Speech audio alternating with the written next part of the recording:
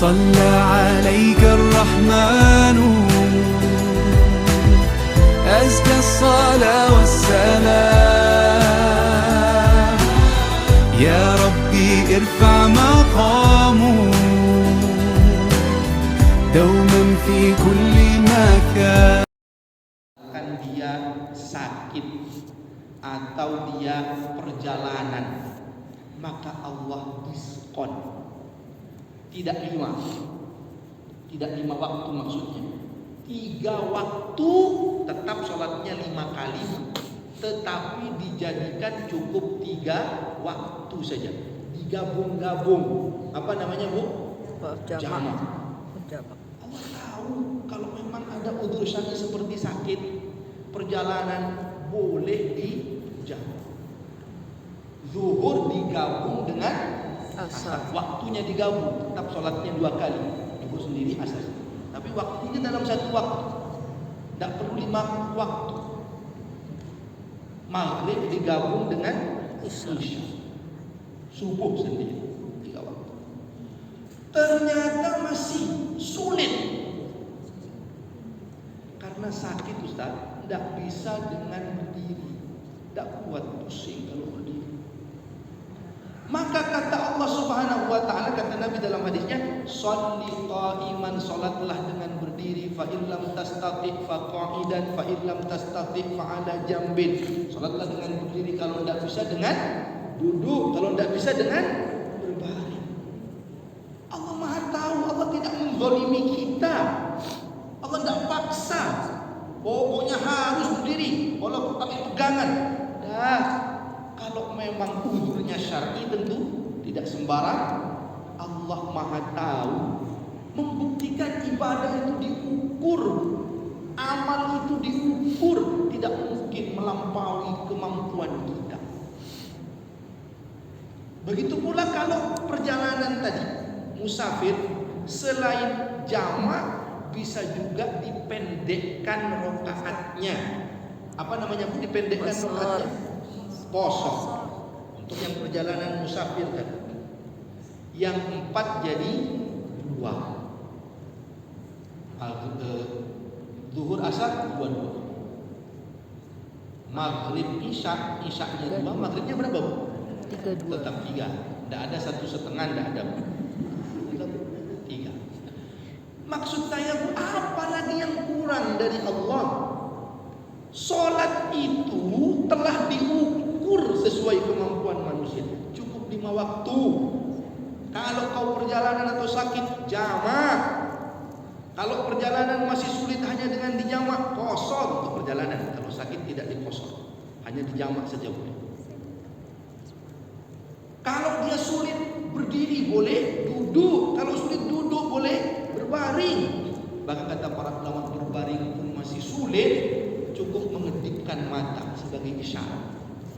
Allah, cukup begitu. Allah, sami Allah, karena dia sudah tidak mampu, misalnya untuk sedekah sambil tidur tidak mampu lagi, tetap Allah berikan keringanan. Kalau isyarat pun sudah tidak bisa memang, baru dibawa ke masjid untuk disolati. Kalau sudah tidak bisa, karena dia sudah kembali kepada Allah Subhanahu wa ta'ala. Puasa, Bu, sebentar lagi puasa tadi disampaikan. Wajib atau tidak puasa, Bu? Ramadan wajib.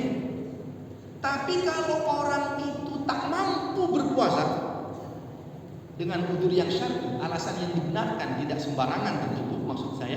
Tapi mari kita merenungkan betapa pemurahnya Allah itu dalam masalah amal itu.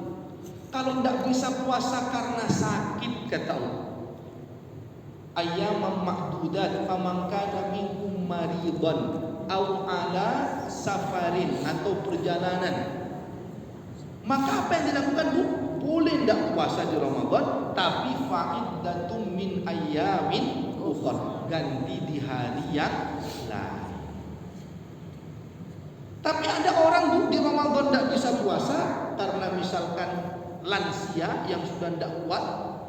Disebutkan dalam Al-Quran, wa 'alal ladzi yutiqunahu wa 'alal ladzina yutiqunahu, yang berat berpuasa, kondisi fisiknya memang tidak puasa, fidyatun ta'amu miskin. Di Ramadan tidak memungkinkan, di luar Ramadan tidak memungkinkan mengganti. Mungkin sakit yang menahun, mungkin lansia yang sudah tak kuat di Ramadan lansia, di luar Ramadan tetap lansia dan jadi lebih muda.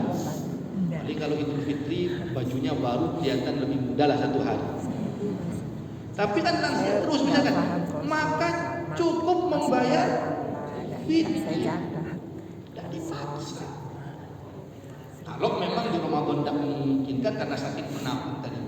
Kalau sakit biasa di Ramadan, di luar Ramadan ada sembuhnya, tentu ganti di hari yang lain.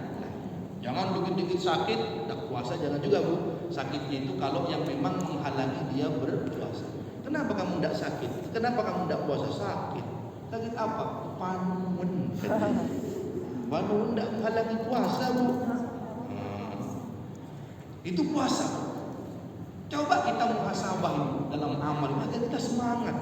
Malu kita sama Allah kalau tidak amal sungguh-sungguh itu. Wong amal itu sudah diukur, tidak pernah melampaui kesanggupan hamba. Allah beri diskon-diskon, Allah beri kemudahan-kemudahan. Zakat sekarang Bu, zakat mal, saya ambil contoh zakat mal, wajib hukumnya. Tapi apakah langsung semua orang wajib zakat? Tidak, masih dilihat dia penghasilannya harus bisa menyisihkan 85 gram emas dalam setahun setelah diambil kebutuhan pokok. 85 gram emas dimiliki setahun. Ada namanya nisab batas minimal tadi 85 gram emas hartanya, dimiliki haulnya, periodenya setahun. Kalau ada orang punya 85 gram emas, tapi setelah 3 bulan habis dijual, tak kena zakat. Dia miliki 1 tahun setelah diambil kebutuhan pokok. Kebutuhan pokoknya itu dikeluarkan, masih ada sisa 85 gram emas di akhir tahun, sudah dimiliki setahun, baru dikeluarkan zakat. Apakah zakatnya 100%? Apakah 80%? Apakah 50%? Tidak. Berapa zakat itu? 2,5. 2,5. Apa yang kurang dari kepemurahan Allah kepada kita? Allah yang memberi kita rizki, Allah memberi kita sehat akal untuk bisa bekerja, Allah mudahkan tempat pekerjaan kita, menjemput rizki Allah. Setelah itu Allah sampaikan, kalau sudah setahun punya 85 gram emas simpanan yang sudah digunakan, sudah dikurangi untuk kebutuhan, maka keluarkan 2,5%.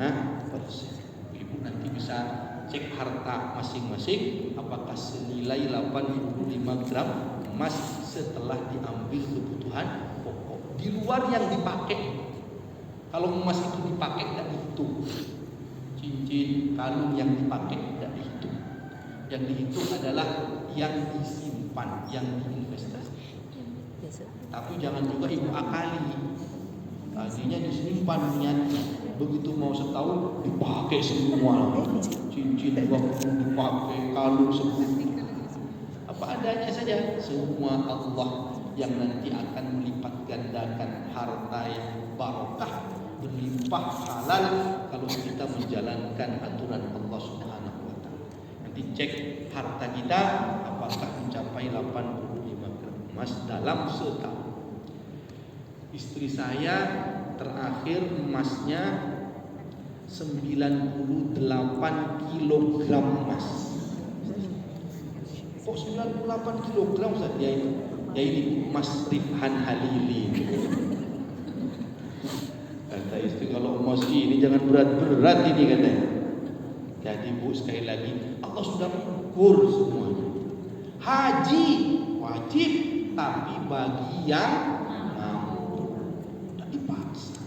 man istata'a ilaihi sabila.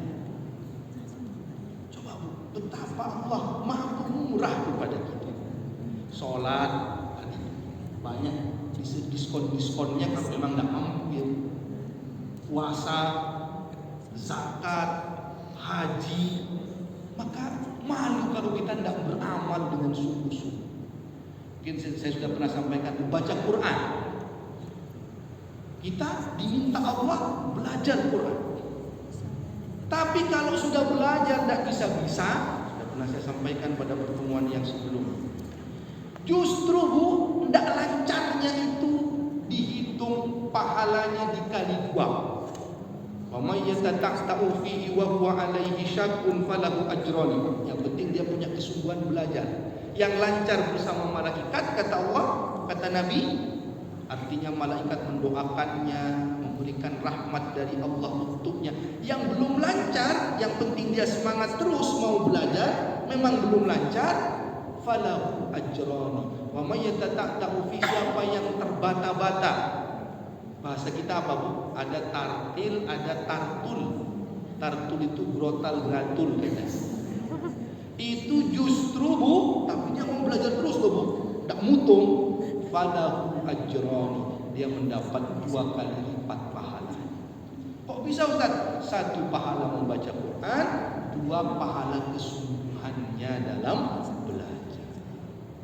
Maka nanti kalau ibu belajar Quran tidak bisa-bisa, untuk semangat dikali 2 pahalanya terus. Padahal 1 huruf 10 pahalanya, dikali 2 20 pahalanya.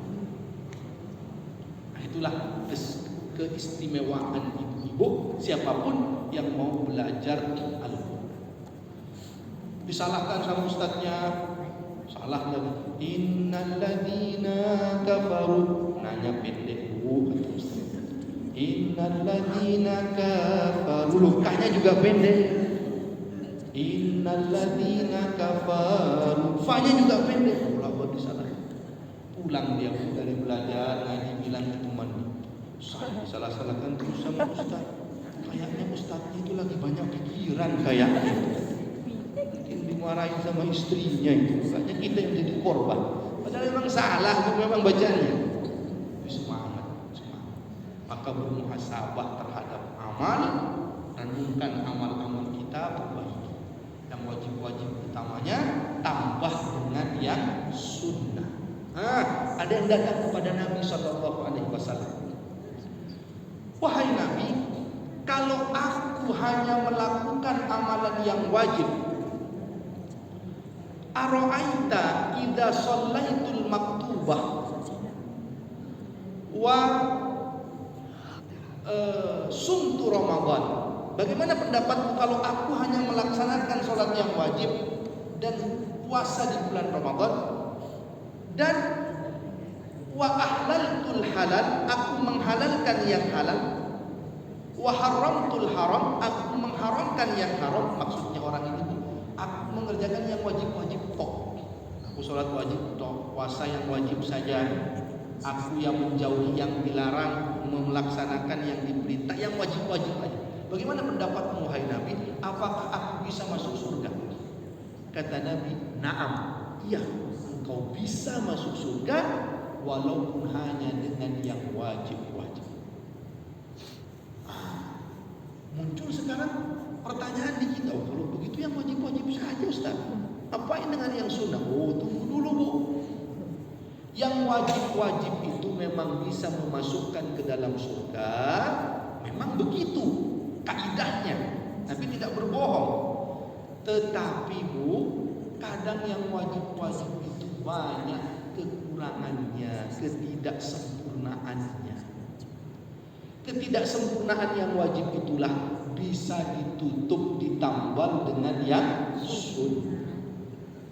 Puasa masih sering ngomongin orang, bisa-bisa habis pahalanya. Maka ditambah dengan yang sunnah, ditambah. Kan kata Nabi, ada orang berpuasa itu hanya dapat haus, lapar dan haus. Sah puasanya, tidak perlu mengulang di hari lain, pahalanya tidak ada. Karena banyak dosa yang diperbuat. Nah kalau ada puasa sunnahnya bisa menambal kekurangan. Sholat begitu Bu, sholat ada khusyuknya, sholat ada mikir macam-macam. Dan kadang memang Bu, di luar sholat itu ngitung lebihnya susuk-susuk dari pasar tak nemu. Bareng sholat ingat kemana susuk-susuk tadi. kembalian tadi. Baru tahu Allah Akbar. Kayaknya tadi beli ayam 1 kilo, daging sekian. Allah Akbar. Nggak ketemu kayak ini, harusnya sisa 20.000 ini. Barang tahiyat akhir baru ingat, pulang dari pasar ketemu RT dibuat sumbangan arisan 20.000. Orang kadang-kadang maka yang kurang-kurang ditutup dengan yang sunnah. Selain itu Bu, saya tambahkan sedikit tentang amalan sunnah ini pentingnya. Kira-kira begini Bu hadis tadi itu. Kalau orang bertanya, saya mau ke Jakarta, berapa biaya yang dibutuhkan untuk sampai di Jakarta? Mungkin orang akan berkata 500.000 sampai kau di Jakarta. Tapi rasanya Bu, walaupun 500.000 itu sampai ke Jakarta, kalau kita mampu, rasanya tidak akan hanya membawa uang 500.000. Kenapa takut Bu? Takut kecopetan, di jalan takut gila. Sama, amal kita juga begitu. Takut nanti kecopetan. Apa maknanya kecopetan Ustaz? Muflis namanya. Orang yang bangkrut, banyak amal tapi banyak orang menuntut. Karena dia mungkin pernah menghina orang, pernah mengambil hak orang lain, dituntut, akhirnya pahalanya diberikan kepada yang menuntut oleh Allah. Dia takut begitu Bu. Maka kalau mampu ya jangan pas-pasan. Sedang ke Jakarta saja kita tidak mau pas-pasan. Padahal ke Jakarta itu kalaupun pas-pasan Bu, ada masalah, bisa telepon orang rumah, bisa pinjem ke pihak yang berwajib di situ minta tolong. Tapi kalau perjalanan kita ke akhirat, kita mau minta tolong ke siapa? Kita mau pinjam ke siapa? Tidak bisa. Kita mau telepon siapa? Maka perbanyak amal kita, dan disitulah gunanya amalan yang sunnah. Maka yang wajib laksanakan, yang sunnah laksanakan. Insyaallah kalau ibu-ibu sudah luar biasa, sholatnya dijaga, puasanya dijaga, bahkan kayaknya ibu-ibu ini tambahan tiap harinya kayaknya setiap hari bisa menyelesaikan 2 juz kayaknya. Betul ya Bu ya? Entah juz mangga atau juz alpukat kayaknya. Penting semangatnya Bu. Ajar, bismillah. Tambahan biar kita itu tidak pas-pasan, takut ada apa-apa di jalan. Ini perjalanan panjang menuju surganya Allah Subhanahu wa ta'ala. Yang terakhir Bu, singkat saja jadi penutup kita adalah muhasabah tentang dosa-dosa kita. Masuk surga itu Bu, tidak hanya dengan amal soleh, tapi juga dengan taubat, ampunan dari Allah. Amal solehnya banyak, tapi dosanya juga banyak. Ya sama aja. Ternyata setelah ditimbang lebih berat dosanya. Mudah-mudahan kita lebih berat timbangan amal soleh. Saya Bu, kalau di rumah pas timbang berat badan, saya selalu terhibur dengan firman Allah, fa'amma man thaqulat mawazinuhu fahuwa fi 'ishatir radiyah. Siapa yang berat timbangannya, dia akan masuk surga. Maksudnya timbangan apa ini Bu? Amal, bukan timbangan berat badan. Tapi terhiburlah sedikit saya Ustaz dengan ayat itu. Jadi Bu, dosa-dosa juga taubati, dosa-dosa taubati. Pertama, cegah diri untuk berlaku dosa. Rem mulut kita, jangan bicara yang tidak-tidak, jangan menghibah orang lain. Pandangan kita, sikap kita, jangan menyinggung perasaan orang, takut nanti dituntut di hadapan Allah Subhanahu wa ta'ala. Apa yang kita lakukan di jalan, jangan mengambil hak orang, jangan mencelakai orang. Upayakan hati-hati dalam bisnis, dalam jual beli, taubati. Kalau ada dosa, taubati. Tadi pencegahannya, kalau ada dosa, taubati. Kata dalam surat Ali Imran ayat 133 itu kan, wasari'u ila maghfiratin min rabbikum wa jannatin arduhas samawati wal ardu uiddat lil muttaqin. bersegeralah kepada ampunan Tuhanmu dan surga. Jadi surga itu tidak hanya dengan amal, tapi dengan ampunan dari Allah Subhanahu wa ta'ala. Selain beramal, taubat, istighfari dosa-dosa. Maka Nabi itu beristighfar setiap hari, dalam hadis tidak kurang dari 70 sampai 100 kali dengan istighfar yang sungguh-sungguh. Banyak-banyak istighfar. Di antara istighfar yang bagus mungkin kita pernah sampaikan di sini adalah sayyidul istighfar.